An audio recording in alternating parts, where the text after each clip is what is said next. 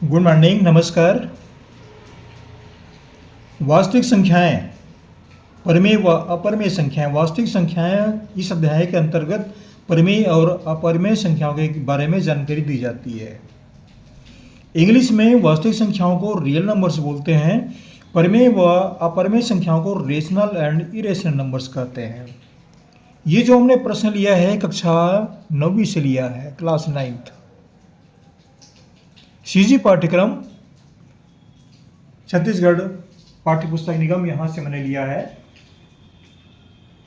और जहाँ से पढ़ रहे हैं जरूर कमेंट्स कीजिएगा, लिखिएगा, बताइएगा, हमें खुशी होगी कि चैनल कैसे लगता है आपको। और सब्सक्राइब करना ना भूलें, ये सहयोग आप बनाए रखें। अगर पहली बार पढ़ रहे हैं तो आप सब्सक्राइब कर दीजिए। अब नहीं करेंगे तो भाई आपकी इच्छा, हम कुछ नहीं कहेंगे इसके बारे में। चलिए ठीक है, आगे पढ़ते हैं इसको। तो ये प्रश्न कक्षा 9वीं का है। यदि x बराबर 3 ऋण 2 वर्गमूल 2 तो x धन 1/x का मान ज्ञात कीजिए।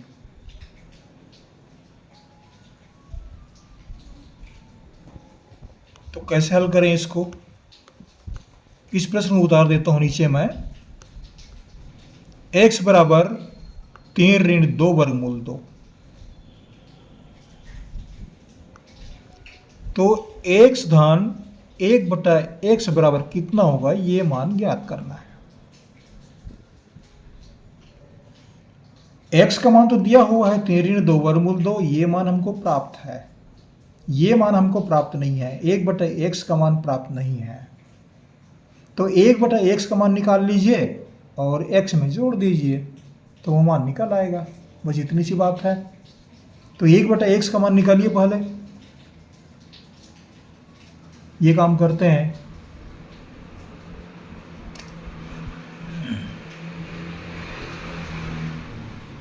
एक बटे एक्स का मान निकालते हैं तो 1/x का मान 3 ऋण 2 वर्गमूल 2 है, तो 3 ऋण 2 वर्गमूल 2 लिख दीजिए। 1/3 ऋण 2 वर्गमूल 2। अब यहां पर हर में जो वर्गमूल 2 है ना, वर्गमूल चिन्ह को हटाना पड़ेगा। इसके लिए क्या करेंगे, सेम ऐसी राशि से गुणा कीजिए और चिन्ह बदल दीजिए।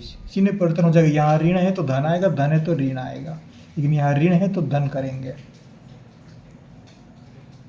और लिखेंगे यहाँ पर 3 धन 2 वर्गमूल 2। नीचे भी लिख देंगे 3 धन 2 वर्गमूल 2। ये सेम राशियां हैं, कट जाते हैं, इसके मान में कोई परिवर्तन नहीं किया गया है। अब क्या करेंगे, अंश को अंश से गुणा कीजिए, हर को हर से गुणा कीजिए। 1 गुणित 3 धन 2 वर्गमूल 2 और हर को गुणा करेंगे तो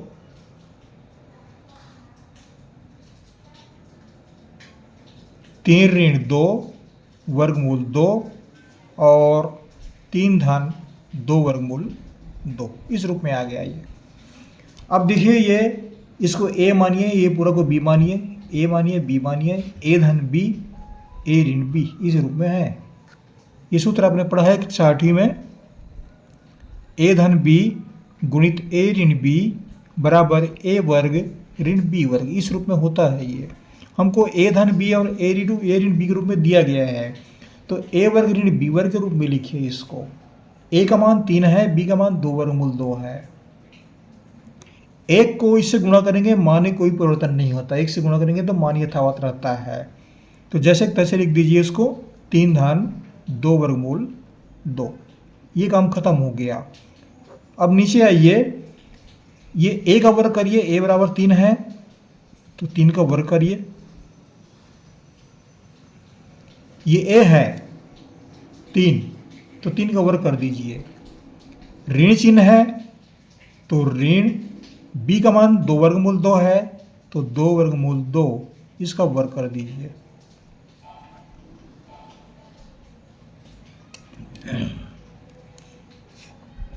बराबर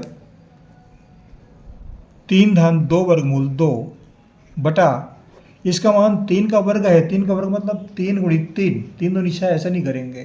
3 गुणित 3, 3 तिया 9, या पूरा लिख देता हूँ चलो मैं, क्योंकि ये बेसिकल मैथमेटिक्स है तो कुछ पूरी बातें लिखना पड़ता है। और ये 2 का वर्ग हुआ तो इसको 2 गुणित 2 करेंगे, और वर्गमूल 2 है तो इसको भी 2 बार गुणा करेंगे। ये ज़्यादा स्पष्ट हो गया। बराबर इसको लिख दीजिए 3 धन 2 वर्गमूल 2 बटा, ये हुआ 3 तिया 9 तो 9 आ गया, 2 दूनी 4 तो ये 4 आ गया।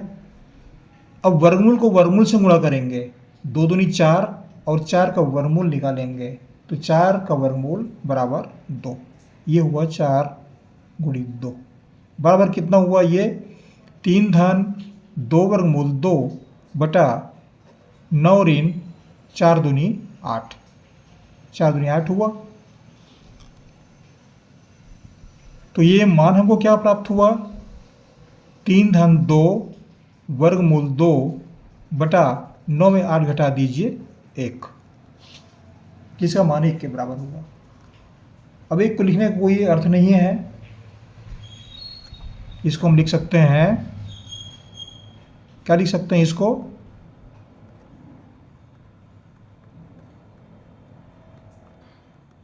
तीन धन 2 वर्गमूल 2। ये किसका मान है, ये 1 बटा x का मान है, ये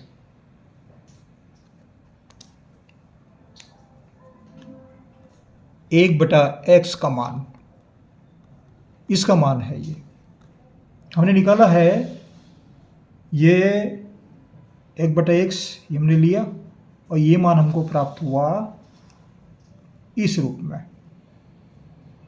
तो यहाँ पर x का मान भी हमको प्राप्त हो गया 3 ऋण 2 वर्गमूल 2, और 1 बटा x का मान भी हुआ 3 धन 2 वर्गमूल 2, दोनों मान प्राप्त हो गए। तो क्या करेंगे,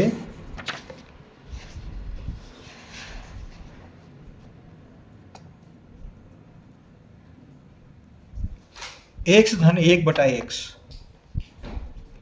x का मान है 3 ऋण 2 वर्गमूल 2,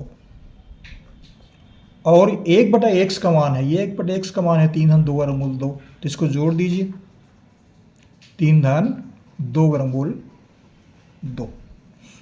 अब देखिए दोनों समान राशियां हैं लेकिन चिन्ह अलग अलग हैं, तो एक घट जाएंगे ये और घट के 0 हो जाएंगे, इसका मान 0 हो गया।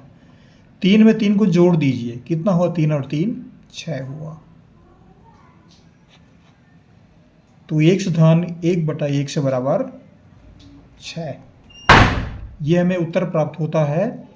x धन 1 बटा x का मान जो है वह 6 के बराबर होता है।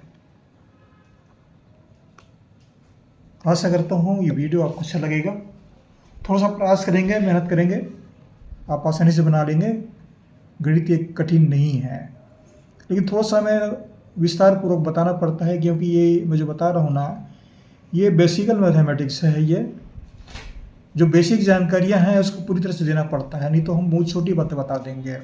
अगर 8 मिनट का वीडियो है तो हम 4 मिनट में ख़त्म कर देंगे, 3 मिनट ख़त्म कर देंगे इसको, लेकिन उसका कोई अर्थ नहीं रह जाएगा, विद्यार्थी के लिए वो दिक्कत खड़ी करेगी।